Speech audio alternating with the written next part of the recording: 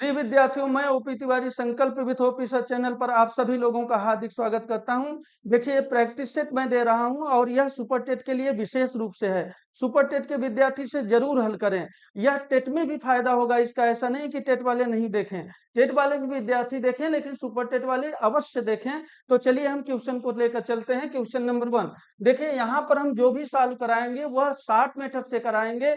Detail में अगर आपको देखना है तो चैप्टर वाइज क्लास में मॉर्निंग में ले रहा हूं।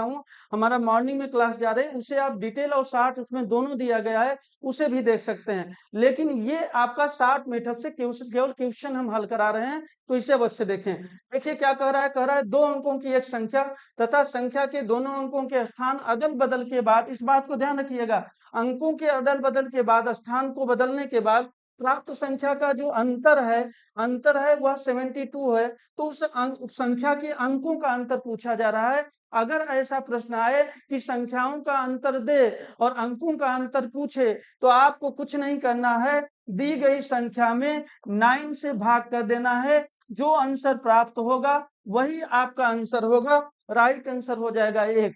ये आपका तो ए में 8 है, आपका ये आंसर हो जाएगा। चलिए हम दूसरे प्रश्न पे चलते हैं और अच्छा एक बात और ध्यान रखिएगा, इस पर योगफल पर भी क्वेश्चन बनता है, वो अलग होगा। योगफल का क्वेश्चन बनेगा तो अंकों का योगफल पूछेगा, तब हम 11 से भाग देते हैं और तब वह संख्या ऐसी दी जाएगी कि जो 11 से कैंसिल हो जाएगी। तो हम आगे चलते हैं और क्वेश्चन नंबर 2 पर देखते हैं कि 2 क्या होगा। देखिए ये क्वेश्चन क्या कह रहा है, किसी संख्या में उत्तरोत्तर 3, 5 को 7 से भाग देने पर शेष फल, ये क्षेत्रफल लिख दिया गया है राम, ये आपका मिसप्रिंट हुआ है, यहाँ शेष फल होगा।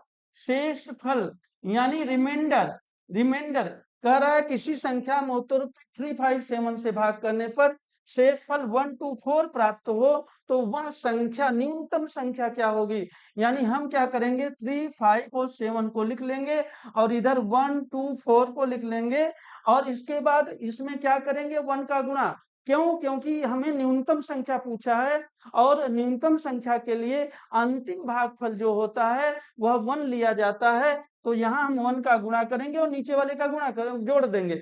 तो देखिए 7 में 1 का गुणा करेंगे, नीचे 4 है, 4 को प्लस करेंगे, तो बताइए क्या हो गया, 11। अब 11 का 5 में गुणा करेंगे, 55 हो गया और 2 जोड़ देंगे तो 57 हो जाएगा। 57 में हम 3 का गुणा करेंगे तो 3 सत्ते 21, 3 पचे 15, 2 17 और अब इसको जोड़ देंगे हम तो कितना हो जाएगा, 172। और यही हमारा राइट आंसर होगा, यानी बी हमारा राइट आंसर होगा 172। तो सभी लोग देखें इसके आगे दूसरा नंबर क्या होगा, इसके अगला क्वेश्चन क्या होगा। देखिए तीसरे नंबर क्वेश्चन पे कह रहा है 90 लीटर दूध और पानी के मिश्रण में दूध और पानी का अनुपात 7:2 है। इसमें कितना लीटर पानी मिलाना है, पानी और मिला दिया जाए कि दूध और पानी का जो रेशियो है, अनुपात है, वह 7:3 हो जाए। तो देखिए 90 लीटर है, टोटल मिक्सचर जो है दूध और पानी का 90 लीटर है। अब इसमें आपका दूध कितना है, हम अगर निकालना हो तो 7 और 2 9 होगा, तो 9 से हम भाग देंगे और यहाँ पे 7 का गुणा करेंगे, ये मिल्क निकल आएगा। तो देखिए कितना है, ये 70 लीटर मिल्क है। अच्छा 70 अगर मिल्क है तो वाटर कितना होगा बताइए, 90 में से 70 माइनस कर दीजिए, 20 लीटर वाटर हो गया। यानी ध्यान से देखिए 70 लीटर मिल्क है, 20 लीटर वाटर है। कह रहा है कितना पानी मिला दिया जाए। मैंने मान लिया कि x लीटर मैंने पानी मिला दिया, ये मैं x लिखा हूं, x लीटर पानी मिला दिया। तो कह रहा है कितना हो जाए, 7:3। ऊपर मिल्क है तो मिल्क का रेशियो ऊपर लिखेंगे, नीचे वाटर है तो वाटर नीचे लिखेंगे। अब हम इसे हल कर लेंगे, ये कैंसिल हो जाएगा, यानी 20 प्लस x और ये गुणा होगा तो 30 हो जाएगा, यानी x बराबर हो जाएगा 10 लीटर। बिल्कुल राइट आंसर है आपका बी। तो धन्यवाद, यहाँ पे देखिए समझ गए होंगे। हम अगले क्वेश्चन पे चलते हैं और देखते हैं आपका अगला क्वेश्चन क्या होगा। सभी लोग देखते चलें। यहाँ पे देखिए किसका क्वेश्चन आ गया, 12 क्वेश्चन आ गए हैं, यानी भिन्न में फ्रैक्शन में बदलने की बात कह रहा है निम्नलिखित को फ्रैक्शन में बदलिए। ध्यान से देखिए, यह कह रहा है निम्नलिखित को फ्रैक्शन में बदलिए। हम आगे क्वेश्चन ले लेते हैं, पीछे चला गया है, ध्यान से देखिए। चलिए अब देखिए क्या कह रहा है, 5.38, यानी कुछ नहीं है, हम सेकेंड मेथड से बता रहे हैं। 0.38 ये क्वेश्चन दिया गया, दोनों अंकों पर बार लगा है। हम क्या करेंगे, 5 लिखेंगे और प्लस करेंगे 38 अपान करेंगे, जितने अंकों पे बार लगा है उतनी बार 9 लिखना है, तो 9 लिख दिया। 9 9 दो बार और 5 सही 38/99, ये आपका आंसर हो गया। और यह किसमें है, अच्छा 83 लिखा गया है जी। ठीक है, 38 होता तो 38 होता, मान लीजिए 83 है तो क्वेश्चन में 83 दिया गया है तो हम 83 लिख दे रहे हैं, है ना। बाकी सारी चीजें वही है, 83 हो जाएगा। यहाँ पे भी देखिए 83 हो जाएगा, यानी 5 सही 83/99 हो जाएगा। ये आंसर आपका राइट आंसर होगा।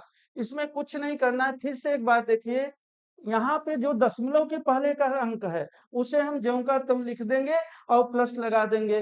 प्लस करने के बाद जो दशमलव के बाद अंक लिखे गए हैं उसको लिखने के बाद अपान करेंगे, और जितनी संख्या पे बार लगा है उतनी बार अपान करके 9 लिखेंगे, बस हो गया। यही सेकंड मेथड है, शॉर्ट मेथड। तो आप कहेंगे 5 सही 83/99 आपका आंसर आ गया। आगे अगले क्वेश्चन पर चलते हैं। देखिए अगला क्वेश्चन क्या है, 5वां नंबर क्वेश्चन कह रहा है घड़ी में यदि 8 घंटे बजने में 28 सेकंड का समय लगता है तो 10 घंटे बजने में कितना समय लगे। घंटा बजना जब टन टन टन की आवाज करता है उसकी बात कर रहा है, यानी 8 घंटे बजने में। अच्छा 8 घंटे बजने में 28 सेकंड, तो 8 में 1 माइनस कर दीजिए यानी 7। देखिए जब भी घंटा बजेगा तो पहले वाले घंटे में कितना समय लगा ये नहीं मालूम होता, पहले के बाद जब दूसरा लगेगा उसमें गैपिंग कितना हुआ वो पता चलता है, इसलिए हम 1 माइनस कर देते हैं। तो 7 यानी कितना, 28 सेकेंड का समय।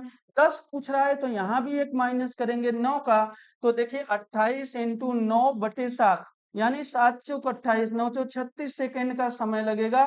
बिल्कुल राइट, 36 सेकेंड।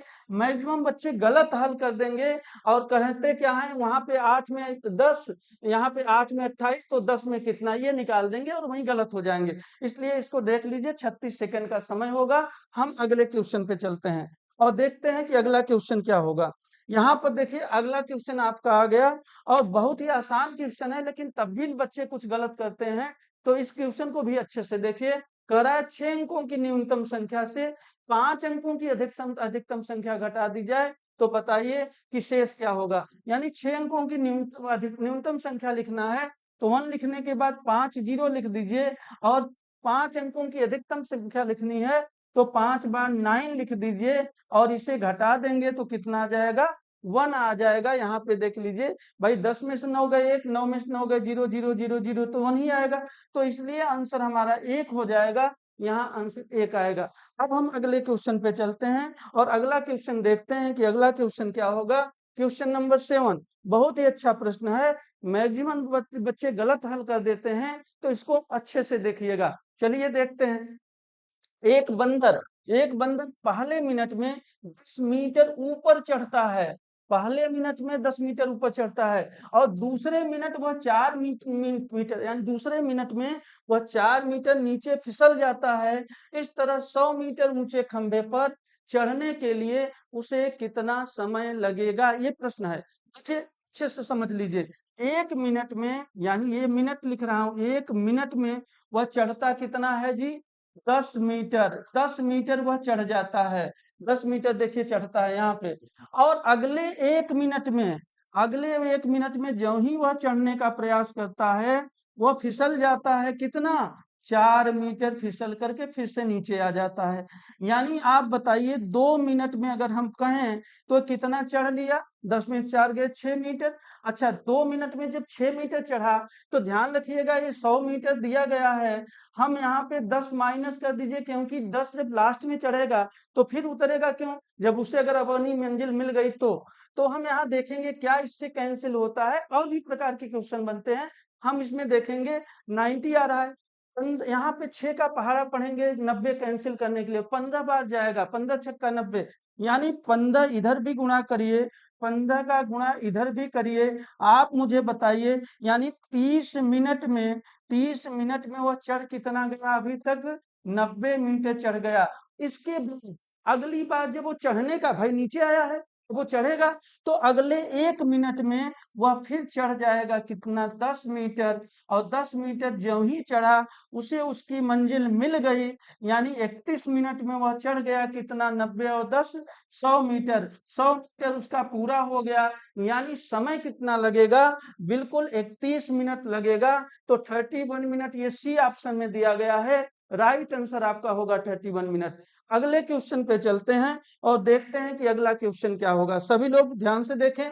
कह रहा है 40 किलोमीटर लंबी सड़क के बीचों बीच लंबाई और चौड़ाई के समानांतर 50-50 मीटर की दूरी पर एक एक बिजली के खंभे लगाने के लिए कुल कितने खंभों की आवश्यकता होगी। यह भी क्वेश्चन बहुत ज्यादा पूछे जाते हैं, तो ध्यान से देखिए। 40 मीटर यानी सड़क की लंबाई कितनी है 40 मीटर, आप सभी 40 किलोमीटर, आप सभी लोग जानते हैं कि 1 किलोमीटर में कितने मीटर होते हैं जी, 1000 मीटर होते हैं। तो आप ये जो 40 किलोमीटर दिया गया है इसे मीटर में चेंज कर देंगे तो 1000 का गुणा करना होगा, और अपान करेंगे, यानी क्या करना है 50 मीटर की दूरी पर, और इसमें +1 कर देंगे। क्यों करेंगे अभी चर्चा करूंगा आपको, ध्यान से देखिए। इसे कैंसिल कर देंगे आप तो कितना हो जाएगा 800, और प्लस हो जाएगा 1, यानी 801 खंभे लगेंगे। 801 खंभे, तो 801 कहाँ पे है, बी ऑप्शन में। अच्छा देखिए, ध्यान से देखिए, इसको लिखवा देता हूं। यानी जब भी खंभ ये ऐसी क्वेश्चन पूछे तो संख्या, जो खंभों की संख्या निकालनी है, यानी कैसे निकालेंगे हम, ध्यान से देखिए। जो सड़क की लंबाई होगी टोटल लंबाई, अपान करेंगे बीच की दूरी, यानी कितनी दूरी दूरी पे लग रहा है खंबे, और यहाँ पे हमेशा +1 कर दिया करिए। क्यों, क्योंकि अगर हम जो पहला खंबा लगता है, जैसे समझिए, वैसे थोड़ा सा समझ भी लीजिए। मान लीजिए ये 5 मीटर की दूरी है, ये यहाँ पर 1 मीटर हुआ, यहाँ पे 2 मीटर हुआ, 3 मीटर हुआ, 4 मीटर हुआ, 5 मीटर हुआ। अगर इस पे खंभा लगना हो 1-1 मीटर की दूरी पर, तो एक यहाँ लग जाएगा, एक यहाँ लग जाएगा, एक यहाँ, एक यहाँ, एक यहाँ, 5 लग गया। लेकिन ये छूटा हुआ है, इसलिए हम यहाँ लगाते हैं और ये हो जाता है छठा, इसीलिए एक इसी को प्लस कर देते हैं यहाँ, क्योंकि जब भाग देते हैं तो ये छूट जाता है। तो एक जो शुरू में लगेगा उसी को 1 प्लस कर दिया, और आपका सही आंसर प्राप्त हो गया 801। तो चलिए हम अगले क्वेश्चन पे चलते हैं और देखते हैं अगला क्वेश्चन। तो देखिए अगला क्वेश्चन क्या कह रहा है, सभी लोग देखें। अगला क्वेश्चन आपका है, एक बंदर पहले, अच्छा ये तो हो गया है। यहाँ पे देखिए, किसी वस्तु के मूल्य में 20% की वृद्धि होने पर एक व्यक्ति 600 रुपए में 5 केजी वस्तु कम खरीद पाता है। तो बताइए कि मूल्य वृद्धि से पहले वस्तु की प्रति केजी कीमत क्या होगी। ध्यान से देखिएगा, इसे भी हम शॉर्ट मेथड से बताएंगे। यहाँ पर देखिए क्या होगा, 20%, यानी सबसे पहले हम 600 का ही 20% निकाल लेंगे। अच्छा 20% होगा कितना, 120 हो जाएगा, 120। 5 केजी वस्तु कम खरीद पाता है 120 रुपए में, यानी 1 केजी वस्तु कितना होगा, तो 120/5 कर लेंगे, यानी 5 दूना 10, 5 चौक 24। यहाँ पे देखिए 24 रुपए पर केजी जो आ रहा है, अभी भी आपका आंसर नहीं प्राप्त हुआ है, ये बाद का मूल्य है, के बाद का मूल्य, ये अभी आपको बाद का मूल्य मिला है। तो बाद का मूल्य आपको अगर पूछता है, बाद का मूल्य भी पूछता है, पहले का मूल्य भी, लेकिन यहाँ पहले का मूल्य पूछा है, यानी मूल्य वृद्धि के पहले का। तो हम क्या करेंगे, माना मूल्य वृद्धि के पहले की कीमत x रुपए पर केजी है, इसमें 20% की वृद्धि हुई, फिर जाकर के कितना हो गया 24 रुपए पर केजी। तो x की वैल्यू कितनी होगी, 24 इंटू 100/120। अब देखिए इसे हम हल करेंगे तो 12 दूना 24, यानी 20 रुपए पर केजी आ गया आपका ये कीमत। 20 रुपए पर केजी क्या है, ऑप्शन बी होगा, इसका राइट आंसर होगा बी। यानी बाद का पूछता तो 24 रुपए पर केजी होता, लेकिन पहले का पूछ रहा है इसलिए 20 रुपए पर केजी आंसर होगा। हम अगले सवाल पे चलते हैं और देखते हैं कि अगला सवाल क्या है। देखिए, किसी संख्या के 1/3 का 1/4, बहुत ही आसान प्रश्न, बच्चे छोटे छोटे बच्चे हल कर लेंगे, लेकिन फिर भी टेट वगैरह सुपर टेट में पूछ लेता है। तो देखिए क्या होगा, यानी कह रहा है किसी संख्या, माना संख्या x है, माना हमने संख्या x है, इसके 1/3 का 1/4 12 है। तो x की वैल्यू निकाल लीजिए, 12 इंटू, यहाँ पे देखिए 4 12, यानी 12/1, यानी 144 होगा, और राइट आंसर आपका 144 हो जाएगा ए। तो चलिए हम अगले क्वेश्चन पे चलते हैं और देखते हैं कि अगला क्वेश्चन क्या है। सभी लोग देखें, कह रहा है यहाँ पे, कह क्या रहा है, प्रथम 20 क्रमागत प्राकृतिक संख्याओं के वर्गों का योगफल कह रहा है। वर्गों का योगफल, वर्गों का योगफल क्या होता है, ध्यान से देखिए। हम क्या करेंगे, वर्गों का योगफल, किसके वर्गों का योगफल, प्राकृतिक संख्याओं के वर्गों का योगफल, यानी n+1 2n+1 अपान 6, लगभग सभी लोग जानते होंगे इस बात को। तो देखिए हम क्या करें, n यानी प्राकृतिक संख्या में जो दिया गया है, n यानी 20 प्राकृतिक संख्या है, तो जो सबसे बड़ी संख्या है उसको लिया जाता है, तो ये हो जाएगा। और 20+1 यानी 21, और 20 में 22 का मल्टीप्लाई करेंगे 40 हो जाएगा, एक जोड़ेंगे यानी 41 हो जाएगा बटे 6। तो देखिए 3 दूना 6, 3 सत्ते 21, और ये कैंसिल कर दीजिए, तो 7 एकम 7 चौक 28, एक जीरो बढ़ाइए 2870, यही 2870 आपका आंसर हो गया। तो हम अगले क्वेश्चन पे चलते हैं और अगला क्वेश्चन देखते हैं कि अगला क्वेश्चन क्या कह रहा है। किसी चुनाव में 2 प्रत्याशी हैं, ए और बी हिस्सा लेते हैं। प्रत्याशी ए कुल मतों का 60% मत प्राप्त कर 40,000 मतों से, अच्छा 4,000 मतों से विजयी घोषित होता है। तो बताइए कि मतों की कुल संख्या क्या होगी। यानी सिंपल सी बात है, ए जो पाया है वह 60% पाया है, तो बी कितना पाएगा, बी निश्चित रूप से 40% पाएगा। दोनों का अंतर कितना है, 20%, और इसी अंतर से जीता है। कितने से जीते हैं, 4,000 से। अच्छा 4,000 से जीते हैं तो 100% कितना होगा आपको निकालना है। ध्यान से देखिए, 4,000 इंटू 100 करिए और अपान 20 हो गया आपका। 20 पंजे 100, 5 चौक 20, यानी 20,000 आपका आंसर आ गया। यहाँ पे राइट आंसर है 20,000 यानी सी। तो ये अभी आपको समझ में आ गया। हम अगले क्वेश्चन पे चलते हैं और देखते हैं कि अगला क्वेश्चन क्या कर रहा है। एक बस किसी निश्चित दूरी को, अच्छा प्रश्न है ये, देखिए बहुत ही अच्छा प्रश्न है, गलत भी करते हैं कुछ बच्चे। तो एक बस किसी निश्चित दूरी को बिना रुके 4 घंटे में तय कर लेता है, लेकिन जब वह रुक रुक कर उस दूरी को तय करता है तो उसे 5 घंटे का समय लगता है। बताइए कि प्रति घंटे वह कितने मिनट रुकता है। समझिए, जब बिना रुके जा रहा है तो 4 घंटे पहुंच जा रहा है, और रुक रुक के जा रहा है तो 5 घंटे में पहुंच रहा है। यानी 5 घंटे में वो रुका कितना, 1 घंटे। भाई 4 घंटा में पहुंचता, 5 में पहुंच रहा है, यानी 1 घंटे रुका है बीच में, कहीं 10 मिनट, कहीं 20 मिनट, कहीं 5 मिनट करके 1 घंटे रुका है। यानी 5 घंटे रुकता है। सभी लोग देखें, 5 मिनट रुकता है कितने, यानी 1 घंटे में। तो 1 घंटे में कितना रुकेगा, देखिए 5 घंटे रुकता है, रुकता है, 5 घंटे में रुकता है, 5 घंटे में रुकता है, रुकता है। सभी लोग देखें कितना रुकता है, 1 घंटे। अच्छा 1 घंटे को मैं ये कह सकता हूँ कि 60 मिनट, चूंकि मिनट में क्वेश्चन पूछा गया है, तो 1 मिनट यानी 60 मिनट रुका है। तो 1 घंटे में कितना रुकेगा, 60 बटे 5 कर देंगे, आ जाएगा 12, यानी 12 मिनट रुकेगा वह। आंसर हो जाएगा आपका बी फॉर बॉय।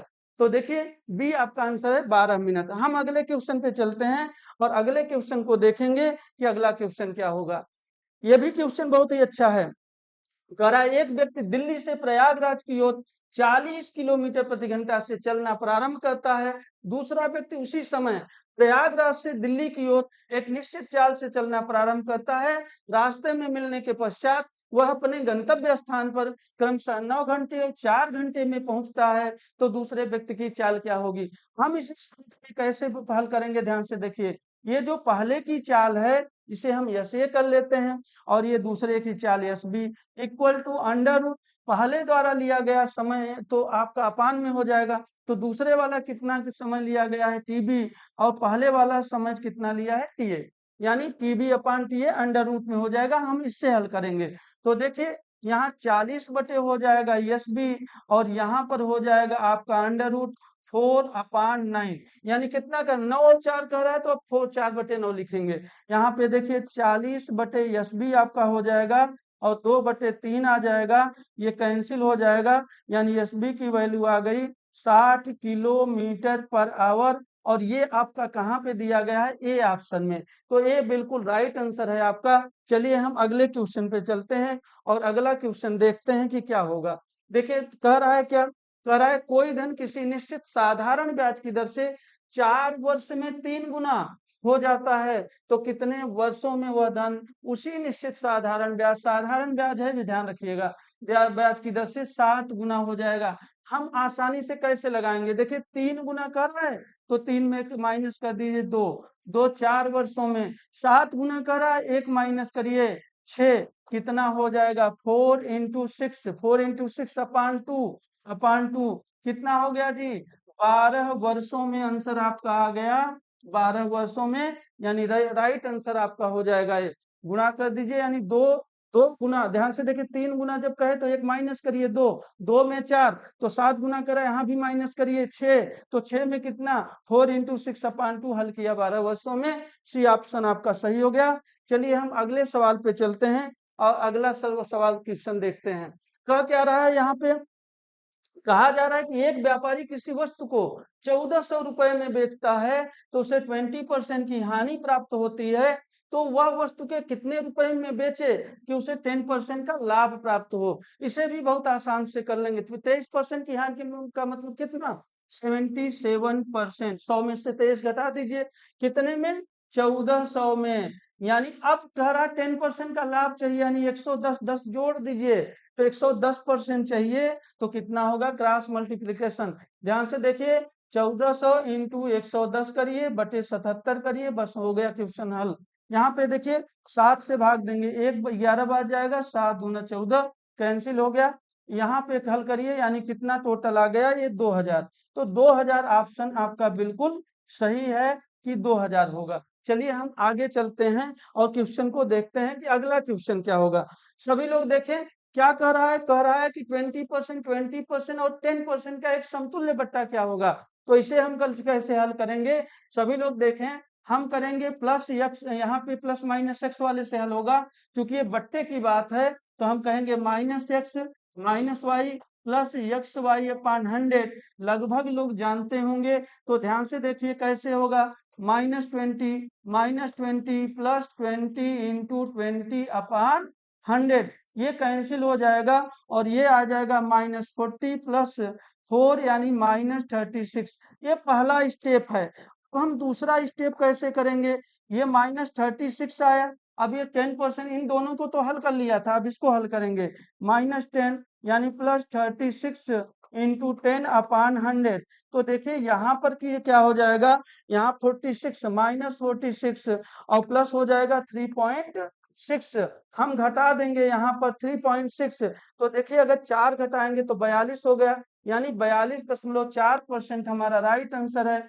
42.4% ये आ जाएगा, चूंकि माइनस में आएगा, माइनस का मतलब है बट्टा, माइनस में आंसर नहीं देना है आपको, माइनस हमने क्यों क्यों क्योंकि बट्टा है, डिस्काउंट है, डिस्काउंट माइनस में होता है, तो आपका एक अगर समतुल्य बट्टा होगा, यानी इसके प्रश्न का मतलब क्या था, इन तीनों बट्टों को जो अलग अलग दिया जा रहा है, अगर इसके समान कोई एक ही डिस्काउंट दिया जाए तो वो क्या होगा, हम 3 बार अलग अलग दें या 42.4% का एक साथ बट्टा दे दें, दोनों समान होगा। अब आप समझ गए होंगे, इसके एक तरीके नहीं है, कई तरीके हैं परसेंटेज के सवाल को लगाने के लिए, लेकिन सभी का यहाँ मैं जिक्र नहीं करूंगा। मैं डिटेल क्लास में जो ले रहा हूँ सुबह मॉर्निंग की क्लास, वो चैप्टर वाइज, उसमें मैंने सारे मेथड की चर्चा की है, उसमें करूंगा, तो वहां आप देख सकते हैं। हम आगे चलते हैं और देखते हैं अगला प्रश्न क्या होगा। देखिए ए अकेले किसी काम को 7 दिन में, ये भी बहुत अच्छा प्रश्न है, 7 दिन में कर सकता है, बी अकेले उस काम को 8 दिन में कर सकता है, ये दोनों एक दिन छोड़कर एक दिन बारी बारी से काम करते हैं, यदि काम की शुरुआत ए करे तो काम कितने दिनों में पूरा होगा, यानी ए कहता है ध्यान से देखिए 7 दिनों में, बी कहता है 8 दिनों में, हम इसका एलसीएम ले लेंगे 56 हो जाएगा, एलसीएम कितना हो जाएगा 56, 7 अठे 56।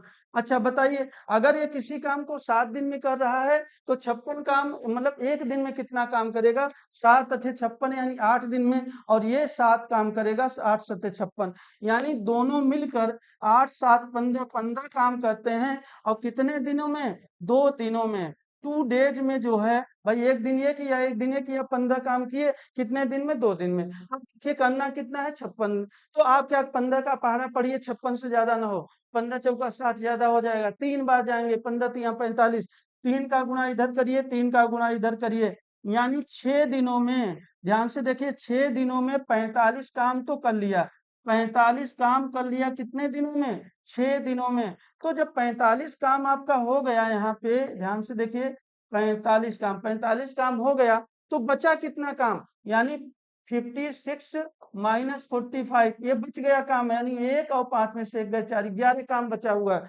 देखिए जो 6 दिन में, अब अगले दिन क्या आएगा, अगले दिन आ जाएगा आपका, यहाँ पे देखिए अगले दिन आएगा ए, चूंकि काम की शुरुआत ए किया है, एक दिन काम करेगा, एक दिन में कितना उसकी कैपेसिटी है, 8 करने की, कर लिया। अभी भी 8 किया है, 11 करना है, 3 काम बचा है, तो वो 3 काम कौन करेगा, वो काम करेगा बी, जबकि कैपेसिटी है 7 करने की।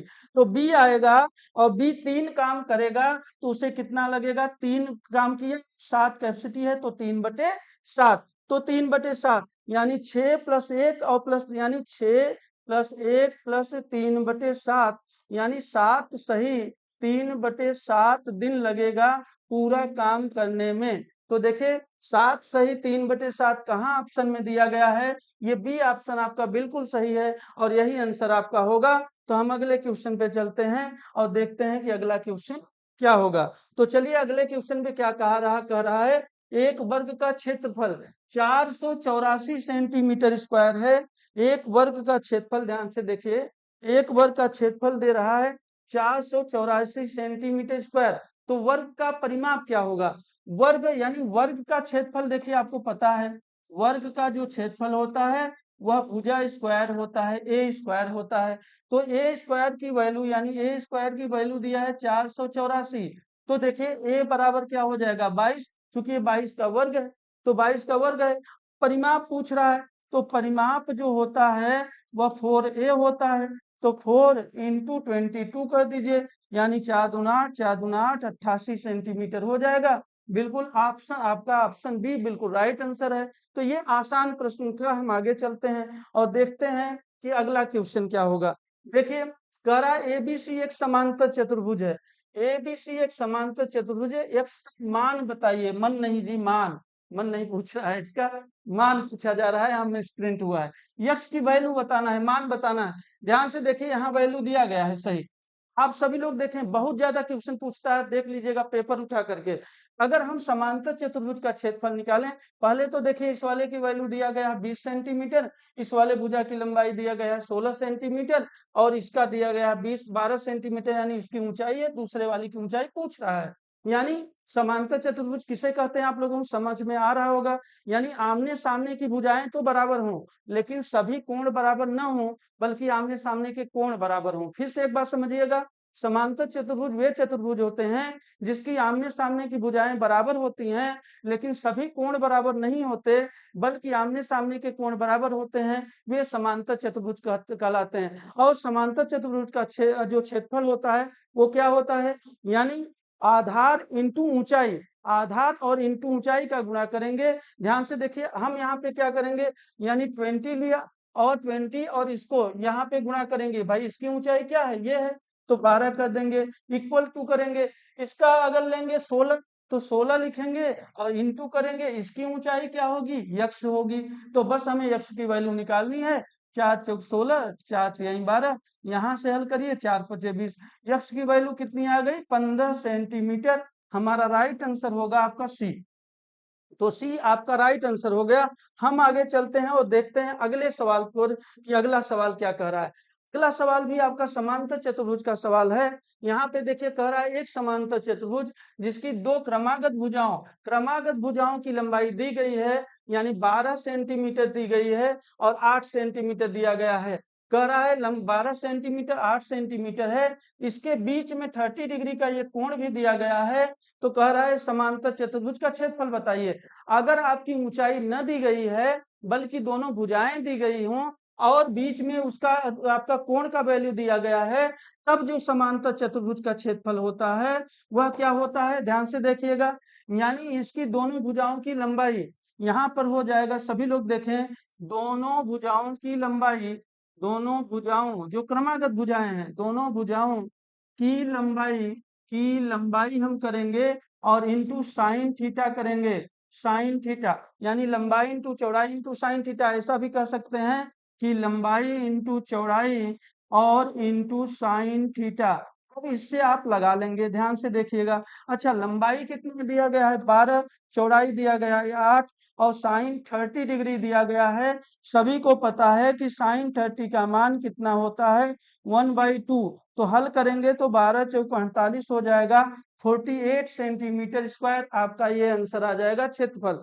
हम आगे चलते हैं, अगले प्रश्न को देखते हैं कि दूसरा प्रश्न क्या होगा। देखिए दिया गया है, अच्छा ये प्रश्न तो हुआ, आगे हम प्रश्न देखते हैं। यहाँ पर 22 नंबर का क्वेश्चन क्या कह रहा है, कह रहा है एक वृत्त के व्यास की लंबाई 28 सेंटीमीटर है, इसके परिधि की लंबाई बताइए। जब व्यास की लंबाई दिया गया है 28 सेंटीमीटर, 28 सेंटीमीटर, तो त्रिज्या आर की वैल्यू आपको पता है 28/2 हो जाएगा, आधी हो जाती है, यानी 14 सेंटीमीटर इसका क्या हो जाएगा, त्रिज्या हो जाएगा 14 सेंटीमीटर। आप बताइए क्या कह रहा है, इसके परिधि की लंबाई। वृत्त के परिधि जो होती है वह कितना होता है, लगभग सभी बच्चे जानते होंगे, 2πr होता है। क्षेत्रफल होता है πr², परिधि होती है 2πr। तो हम इससे निकाल लेंगे 2 इंटू पाई का मान सब लोग जानते हैं 22/7, आर की वैल्यू 14 दिया गया है, हम इसे कैंसिल कर देंगे और 2 दूना 4 इंटू 22 कर देंगे, तो ये हो जाएगा 88 सेंटीमीटर, और बिल्कुल राइट आंसर आपका आ गया सी। अगले क्वेश्चन पे चलेंगे और देखेंगे कि अगला क्वेश्चन क्या होगा। यहाँ पे अगला क्वेश्चन देखिए तो क्या दिया गया है, दिया गया क्या है, दो कोट पूरक कोणों में से एक कोण का मान 38 डिग्री 44 मिनट है, तो दूसरे कोण का मान बताइए। बताइए दो कोट पूरक जो कोण होते हैं उनका योगफल कितना होता है, 90 डिग्री होता है, 90 डिग्री। तो 90 डिग्री में से इसे मुझे माइनस करना है, तो 90 डिग्री जो होगा इसे अगर हम घंटे और मिनट में 48 डिग्री 44 मिनट, ये जो है मिनट मिनट का निशान है अब इसकी देखिए, तो हम क्या करेंगे, 1 डिग्री घटाएंगे 89 डिग्री हो गया, और प्लस 60 मिनट हो गया, यानी अब इसी में से हम 38 डिग्री और कितना घटा देंगे 44 मिनट माइनस कर देंगे, यानी ये 10 में से 4 गए 6 और 5 में से 4 गए 1, 16 मिनट, और प्लस यहाँ 9 में से 8 गए 1, 8 में से 3 गए 5, 51 डिग्री। यानी हम लिख सकते हैं कि 51 डिग्री 16 मिनट हमारा आंसर होगा, ये राइट आंसर होगा 51 डिग्री 16 मिनट, यानी ऑप्शन आपका बी सही है। चलिए हम आगे चलते हैं और क्वेश्चन को देखते हैं, अगला क्वेश्चन क्या होगा। क्वेश्चन नंबर 24 में देखिए, क्वेश्चन नंबर 24 में कह रहा है निम्नलिखित में से किस चतुर्भुज में विकर्ण आपस में समद्विभाजन नहीं करते। ध्यान से देखिएगा, बहुत ही अच्छा क्वेश्चन है, बार बार पूछता है, यह तो बिना लगाए आंसर मिलना है, यानी समय आपका लगे लगा नहीं है, 1 नंबर पक्का। तो देखिए सभी लोग बताने का प्रयास करें, निम्नलिखित में से किस चतुर्भुज में विकर्ण आपस में समद्विभाजन नहीं करते। देखिए यहाँ पे समांतर चतुर्भुज में भी करते हैं, सम में भी करते हैं, आयत में भी करते हैं, समलंब में नहीं करते, तो हमारा आंसर होगा समलंब चतुर्भुज आंसर होगा। यहाँ पे देखिए, यहाँ पे क्या आंसर हो जाएगा, समलंब चतुर्भुज, यानी इसमें नहीं करते। ध्यान से देखिए, हम अगर बात करें आयत में, तो आयत कैसे बनेगा, आयत का निर्माण ऐसे होगा, तो ये अच्छा समांतर चतुर्भुज, सॉरी, ये समांतर चतुर्भुज मैंने बनाया है, और ये मैं आयत बना दे रहा हूं, और ये मैं वर्ग बना दे रहा हूं। ध्यान से देखिए सभी लोग, ये वर्ग बना दिया, ये सम चतुर्भुज बना दे रहा हूं, सम चतुर्भुज। देखिए अगर मैं इसको कहूं ये सम चतुर्भुज हो गया, ये चारों में ये विकर्ण आपस में समद्विभाजन करते हैं, इसका मतलब क्या है, यानी जब हम विकर्ण खींचेंगे तो ये आधे पर समद्विभाजित हो जाएंगे। अगर ये मान लो 5 सेंटीमीटर है तो ये भी 5 सेंटीमीटर होगा, यानी आधा। अगर ये 12 सेंटीमीटर, ये भी 12 सेंटीमीटर, ऐसा होता है, यानी समद्विभाजित। यहाँ हम अगर करें विकर्ण देखिए, तो ये भी समद्विभाजित होगा, यहाँ अगर 8 है तो ये भी 8 है, ये भी 8 है, ये भी, तो सारे समद्विभाजित हो जाते हैं पूरे के पूरे। यहाँ देखिए, यहाँ भी विकर्ण एक दूसरे को समद्विभाजित करते हैं, यानी अगर हम खींचेंगे सम चतुर्भुज में, ये सम है और ये आयत है, सभी लोग देखिए रेक्टेंगल, और ये वर्ग है। यहाँ पर भी देखिए, यहाँ पर भी समद्विभाजित करते हैं, यहाँ भी करेंगे, लेकिन समलंब में नहीं करेंगे। समलंब चतुर्भुज क्या है, ये समलंब चतुर्भुज है, यहाँ पर विकर्ण आपस में समद्विभाजित नहीं करते, बराबर नहीं होता। ऐसा नहीं कि 8 है तो ये भी होगा, यहाँ पता चला ये 4 है, 6 है, ये 8 है, तो इसलिए हमारा ऑप्शन होगा, आंसर होगा समलंब चतुर्भुज। चलिए हम अगला क्वेश्चन देखते हैं, अगले क्वेश्चन में क्या पूछा गया है। क्वेश्चन नंबर 25 देखिए क्या कह रहा है, कह रहा है निम्नलिखित में से किस स्थिति में विकर्ण आपस में लंबवत होते हैं। बहुत ही अच्छा प्रश्न, लंबवत यानी 90 डिग्री का कोण बनाते हैं, सभी लोग देखिए, यानी आप अच्छा बताइए किस में होते हैं, समलंब चतुर्भुज, आयत, समचतुर्भुज, समांतर चतुर्भुज।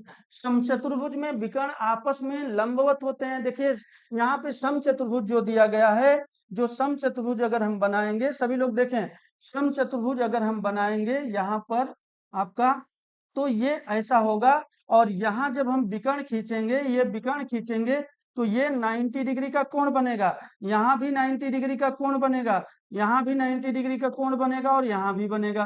तो आपका आंसर कौन सा होगा? समचतुर्भुज।